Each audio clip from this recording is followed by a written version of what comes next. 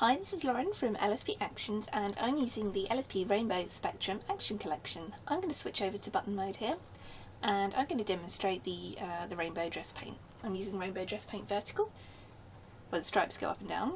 You can also use horizontal. So I'm just going to resize this to cover the dress here and then right click warp and just move it in a little bit to kind of add a little bit of shape to the fabric here. So it kind of suits the shape of this dress coming in.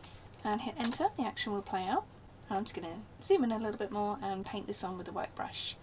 I'm using a soft white brush set to 100% opacity, 15% flow.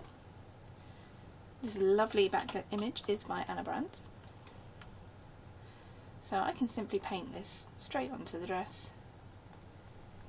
Need to take care of the edges, but I can do that in just a moment by using a black brush, so I'm just making sure the dress is covered.